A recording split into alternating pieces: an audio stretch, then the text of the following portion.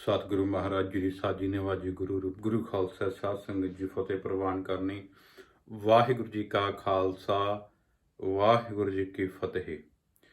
हाँ जी, सतगुरु जी के प्यारे, जिस तरह सतगुरु महाराज जी की कृपा सदका आप सारे लाहा लै रहे हाँ कि सिमरन ਦੀਆਂ ਅਵਸਥਾਵਾਂ ਕੀ ਹਨ। ਸੋ ਜਿਸ ਤਰ੍ਹਾਂ ਆਪਾਂ ਪੁਰਾਤਨ ਜਿਹੜੀਆਂ ਪੁਰਾਣੀਆਂ ਵੀਡੀਓਜ਼ ਦੇ ਵਿੱਚ ਵਿਚਾਰ ਕੀਤੀ ਹੈ ਗੁਰੂ ਪਿਆਰਿਓ, ਜਿਹਦੇ ਵਿੱਚ ਆਪਾਂ ਦੋ ਅਵਸਥਾਵਾਂ ਦੀ ਵਿਚਾਰ ਕੀਤੀ ਹੈ। ਪਹਿਲੀ ਅਵਸਥਾ ਬੈਖਰੀ ਬਾਣੀ, ਦੂਸਰੀ ਅਵਸਥਾ ਮਧਮਾ ਬਾਣੀ ਤੇ ਤੀਸਰੀ ਅਵਸਥਾ ਜੋ ਅੱਜ ਆਪਾਂ ਸਾਰਿਆਂ ਦੇ ਸਾਹਮਣੇ ਰੱਖਾਂਗੇ ਉਸ ਨੂੰ ਪਸੰਤੀ ਆਖਿਆ ਗਿਆ ਹੈ। ਚਾਰ ਤਰ੍ਹਾਂ ਦੀ ਅਵਸਥਾ ਆਪਾਂ ਵਿਚਾਰ ਕੀਤੀਆਂ ਸੀਗੀਆਂ।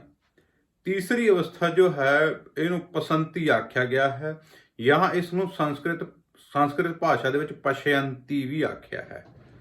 ਜੋ ਭਾਈ ਸਾਹਿਬ ਭਾਈ ਦਇਆ ਸਿੰਘ ਸਾਹਿਬ ਜੀ ਨੇ ਕਥਾ ਕੀਤੀ ਅਧਿਆਤਮ ਪ੍ਰਕਾਸ਼ ਦੀ, ਉਸ ਦੇ ਵਿੱਚ ਇਸ ਨੂੰ ਪਸੰਤੀ ਵੀ ਕਿਹਾ ਹੈ ਅਤੇ ਪਸ਼ਯੰਤੀ ਵੀ ਕਿਹਾ ਹੈ।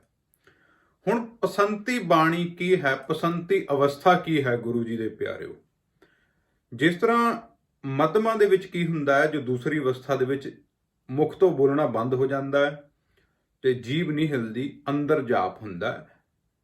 ਪਰ ਜਾਪ ਉਦੋਂ ਆਪਾਂ ਕਰਦੇ ਹਾਂ, ਜਾਪ ਆਪਾਂ ਨੂੰ ਕਰਨਾ ਪੈਂਦਾ ਫੇਰ ਹੁੰਦਾ ਹੈ। ਪਰ ਪਸੰਤੀ ਦੇ ਵਿੱਚ ਇਸ ਤਰ੍ਹਾਂ ਨਹੀਂ ਹੁੰਦਾ ਗੁਰੂ ਜੀ ਦੇ ਪਿਆਰਿਓ। ਪਸੰਤੀ ਬਾਣੀ ਕੀ ਹੈ? ਪਸੰਤੀ ਬਾਣੀ ਦੇ ਵਿੱਚ ਕੀ ਹੁੰਦਾ ਗੁਰੂ ਦੇ ਪਿਆਰਿਓ, ਨੇਤਰ ਬੰਦ ਹੋ ਗਏ, ਜੋ ਬੁੱਲ ਨਹੀਂ ਹਿਲਦੇ ਅਤੇ ਜੀਭ ਵੀ ਨਹੀਂ ਹਿਲਦੀ। ਜਾਪ ਅੰਦਰ ਕਰਨਾ ਨਹੀਂ ਪੈਂਦਾ ਉਸ ਅਵਸਥਾ ਦੇ ਵਿੱਚ। ਉਸ ਅਵਸਥਾ ਦੇ ਵਿੱਚ ਅਭਿਆਸੀ ਕੀ ਕਰਦਾ ਹੈ, ਜਗਿਆਸੂ ਕੀ ਕਰਦਾ ਹੈ, ਸਾਧਕ ਕੀ ਕਰਦਾ ਹੈ, ਉਹ ਸਿਰਫ ਬੈਠਦਾ ਹੈ ਚੌਂਕੜਾ ਲਾ ਕੇ। ਤੇ ਚੌਂਕੜਾ ਲਾ ਕੇ ਜਦੋਂ ਉਹ ਬੈਠਦਾ ਹੈ ਗੁਰੂ ਸਾਹਿਬ ਦੀ ਕਿਰਪਾ ਦੇ ਨਾਲ ਗੁਰੂ ਪਿਆਰਿਓ, ਤਾਂ ਜਾਪ ਜੋ ਹੈ ਨਾ ਆਪਣੇ ਆਪ ਅੰਦਰੋਂ ਵਾਹਿਗੁਰੂ ਵਾਹਿਗੁਰੂ ਵਾਹਿਗੁਰੂ ਵਾਹਿਗੁਰੂ ਸਿਮਰਨ ਹੋਏਗਾ। ਸਿਮਰਨ ਆਪਣੇ ਆਪ ਚੱਲੇਗਾ, ਤੁਹਾਨੂੰ ਸੁਣੇਗਾ। ਅੰਦਰੋਂ ਵਾਹਿਗੁਰੂ ਦਾ ਜਾਪ ਤੁਹਾਨੂੰ ਸੁਣੇਗਾ, ਜਾਂ ਮੂਲ ਮੰਤਰ ਦਾ ਜਾਪ ਸੁਣੇਗਾ, ਜਾਂ ਜਿਸ ਵੀ ਗੁਰਮੰਤਰ ਦਾ ਸ਼ਬਦ ਦਾ ਤੁਸੀਂ ਜਾਪ ਕਰਦੇ ਹੋ ਉਹ ਆਪਣੇ ਆਪ ਚੱਲੇਗਾ। ਉਸ ਦੇ ਵਿੱਚ ਤੁਸੀਂ ਨਹੀਂ ਬੋਲਣਾ, ਨਾ ਤੁਹਾਡੀ ਜੀਭ ਹਿੱਲਣੀ ਹੈ, ਨਾ ਤੁਹਾਡੇ ਬੁੱਲ ਹਿੱਲਣੇ ਨੇ। ਰਸਨਾ ਬੰਦ, ਨੇਤਰ ਬੰਦ, ਸਾਰਾ ਕੁਝ ਬੰਦ।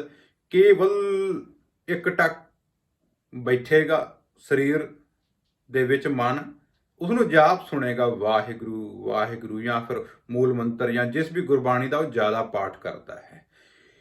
ਹੁਣ ਗੱਲ ਇਹ ਹੈ ਗੁਰੂ ਦੇ ਪਿਆਰਿਓ, ਇਹ ਤੀਜੀ ਅਵਸਥਾ ਪਸੰਤੀ ਹੈ। ਮੈਂ ਤੁਹਾਡੇ ਸਾਹਮਣੇ ਖੋਲ ਕੇ ਰੱਖੀ ਹੈ ਅਵਸਥਾਵਾਂ। ਆਪਾਂ ਕਿਉਂ ਦੱਸ ਰਹੇ ਹਾਂ ਸੰਸਾਰ ਦੇ ਵਿੱਚ, ਕਿਉਂ ਇਸ ਦਾ ਪ੍ਰਚਾਰ ਕਰ ਰਹੇ ਹਾਂ? ਕਿਉਂਕਿ ਗੁਰਮਤਿ ਦਾ ਜੋ ਸਿਧਾਂਤ ਹੈ ਨਾ ਗੁਰਮੁਖੋ, ਉਹ ਸਾਰਾ ਹੀ ਅੰਦਰ ਦੀ ਵਿੱਦਿਆ ਹੈ। ਅੰਦਰ ਦੀ ਵਿੱਦਿਆ ਭਾਵ ਸਰੀਰ ਤੋਂ ਅਲੱਗ ਹੋ ਕੇ ਅੰਦਰ ਦੀ ਅਵਸਥਾ ਦੇ ਵਿੱਚ ਜਾ ਕੇ ਟਿਕ ਕੇ ਅੰਦਰ ਦੀ ਯਾਤਰਾ ਸ਼ੁਰੂ ਕਰਨੀ। ਬਾਹਰ ਆਪਾਂ ਬਹੁਤ ਯਾਤਰਾ ਕਰ ਲਈ ਹੈ, ਬਾਹਰ ਆਪਣੀਆਂ ਅੱਖਾਂ ਬਹੁਤ ਦੇਖ ਚੁੱਕੀਆਂ ਨੇ, ਕੰਨ ਬਹੁਤ ਕੁਝ ਸੁਣ ਚੁੱਕੇ ਨੇ, ਰਸਨਾ ਬਹੁਤ ਕੁਝ ਬੋਲ ਚੁੱਕੀ ਹੈ। ਪਰ ਜੋ ਗੁਰਮਤਿ ਦਾ ਮਾਰਗ ਹੈ ਨਾ ਸਾਰਾ ਹੀ, ਇਹ ਮਨ ਦਾ ਮਾਰਗ ਹੈ, ਆਤਮਾ ਦਾ ਮਾਰਗ ਹੈ। ਸੋ ਮਨ ਹੁਣ ਕਿਵੇਂ ਆਪਣੇ ਘਰ ਵਾਪਸ ਜਾਏਗਾ? ਮਨ ਆਤਮਾ ਦੇ ਵਿੱਚ ਵਾਪਸ ਕਿਸ ਤਰ੍ਹਾਂ ਜਾਏਗਾ? ਇਸੇ ਤਰੀਕੇ ਨਾਲ ਜਾਏਗਾ। ਬੈਖਰੀ, ਮਧਮਾ, ਪਸੰਤੀ, ਤੀਜੀ ਇੱਕ ਹੋਰ ਅੱਗੇ ਅਵਸਥਾ ਆਏਗੀ, ਉਸ ਦੀ ਆਪਾਂ ਅਗਲੀ ਜੋ ਵੀਡੀਓ ਦੇ ਵਿੱਚ ਵਿਚਾਰ ਕਰਾਂਗੇ, ਤੁਹਾਡੇ ਸਾਹਮਣੇ ਰੱਖਾਂਗੇ। ਬਹੁਤ ਅੱਛੀ ਅਵਸਥਾ ਹੈ, ਪਰ ਬਹੁਤ ਘੱਟ ਲੋਕਾਂ ਨੂੰ ਪ੍ਰਾਪਤ ਹੁੰਦੀ ਹੈ, ਬਹੁਤ ਘੱਟ ਰੂਹਾਂ ਨੂੰ ਪ੍ਰਾਪਤ ਹੁੰਦੀ ਹੈ। ਸੋ ਇਹ ਹੈ ਪਸੰਤੀ, ਇਸ ਨੂੰ ਆਖਣਾ ਯਾਦ ਰੱਖਿਓ ਅਤੇ ਬੇਨਤੀ ਕਰਿਓ ਗੁਰੂ ਮਹਾਰਾਜ ਨੂੰ ਵੀ ਮਹਾਰਾਜ ਸਾਡੀਆਂ ਅਵਸਥਾਵਾਂ ਵੀ ਖੋਲੋ। ਹੁਣ ਆਪਾਂ ਅੱਜ ਸਾਰੇ ਗੁਰਬਾਣੀ ਵੀ ਪੜ੍ਹਦੇ ਹਾਂ, ਨਾਮ ਵੀ ਜਪਦੇ, ਸੇਵਾ ਵੀ, ਸਾਰਾ ਕੁਝ ਕਰਦੇ ਹਾਂ, ਪਰ ਸਾਡੀ ਅਵਸਥਾ ਨਹੀਂ ਖੁੱਲ ਰਹੀ। ਉਹਦਾ ਕਾਰਨ ਕੀ ਹੈ?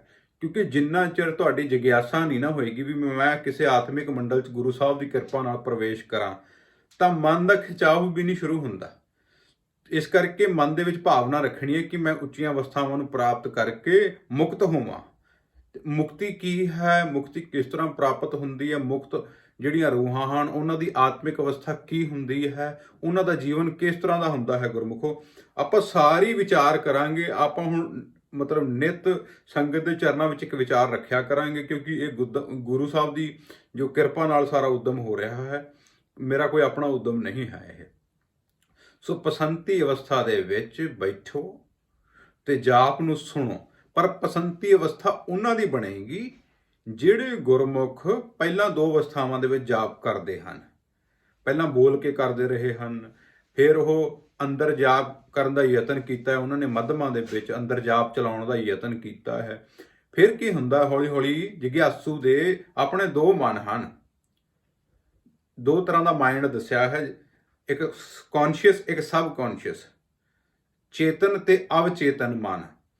ਹਲੇ ਆਪਾਂ ਚੇਤਨ ਹੈ, ਜਦੋਂ ਅਵਚੇਤਨ ਦੇ ਵਿੱਚ ਚਲਿਆ ਗਿਆ ਸਿਮਰਨ ਆਪਣੇ ਆਪ ਚੱਲੇਗਾ, ਉੱਠਦੇ ਬੈਠਦੇ ਸਿਮਰਨ ਚੱਲੇਗਾ, ਤੁਸੀਂ ਬੰਦ ਨਹੀਂ ਕਰ ਸਕਦੇ। ਫਿਰ ਉਸ ਨੂੰ ਉਹ ਸਿਮਰਨ ਚੱਲੀ ਜਾਏਗਾ ਤੇ ਮਨ ਸਿਮਰਨ ਦੇ ਨਾਲ ਜੁੜਿਆ ਰਹੇਗਾ ਤੇ ਬਾਹਰੋਂ ਕੰਮਕਾਰ ਵੀ ਕਰਦੇ ਰਹੋਗੇ। ਇਸੇ ਅਵਸਥਾ ਨੂੰ ਭਗਤ ਨਾਮਦੇਵ ਸਾਹਿਬ ਜੀ ਨੇ ਆਖਿਆ ਹੈ, ਹਾਥ ਪਾਉ ਕਰ ਕਾਮ ਸਭ ਚੀਤ ਨਿਰੰਜਨ ਨਾਲ। ਠੀਕ ਹੈ ਜੀ, ਭਗਤ ਸਾਹਿਬਾਨ ਜੀ ਨੇ ਆਖਿਆ ਹੈ ਕਿ ਹੱਥਾਂ ਪੈਰਾਂ ਨਾਲ ਕੰਮ ਕਰਦਾ ਹਾਂ ਤਾਂ ਪਰ ਮੇਰਾ ਚਿੱਤ ਨਿਰੰਜਨ ਵਾਹਿਗੁਰੂ ਅਕਾਲ ਪੁਰਖ ਦੇ ਨਾਲ ਜੁੜਿਆ। ਉਹਨਾਂ ਦੀ ਅਵਸਥਾ ਸੀ ਗੁਰਮੁਖ, ਉਹ ਗੱਲੀ ਬਾਤੀ ਨਹੀਂ ਸੀ।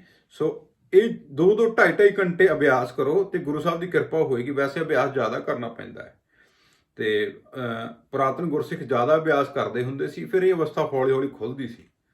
ਤੇ ਜਿਹੜੇ ਸਿਮਰਨ ਕਰਦੇ ਨੇ ਨਾ, ਜਿਹੜੇ ਇਹਨਾਂ ਸਿਮਰਨ ਦੀ ਅਵਸਥਾਵਾਂ ਦੇ ਵਿੱਚ ਰਹਿਣ ਦਾ ਯਤਨ ਕਰਦੇ ਨੇ, ਵਾਹਿਗੁਰੂ ਉਹਨਾਂ ਦਾ ਕੰਮ ਆਪ ਕਰਨ ਲੱਗ ਜਾਂਦਾ। ਅਚੰਤ ਕੰਮ ਕਰਹਿ ਪ੍ਰਭ ਤਿਨ ਕੇ ਜਿਨ ਹਰਿ ਕਾ ਨਾਮ ਪਿਆਰਾ।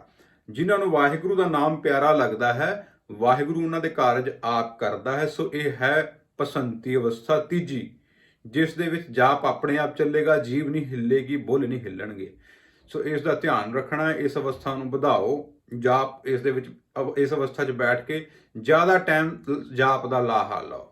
ਇਤਨੀ ਇੱਕ ਬੇਨਤੀ ਪ੍ਰਵਾਨ ਕਰਨੀ। ਅਗਲੀ ਵਾਰੀ ਫਿਰ ਤੁਹਾਡੇ ਚਰਨਾਂ 'ਚ ਹਾਜ਼ਰ ਹੋਵਾਂਗੇ।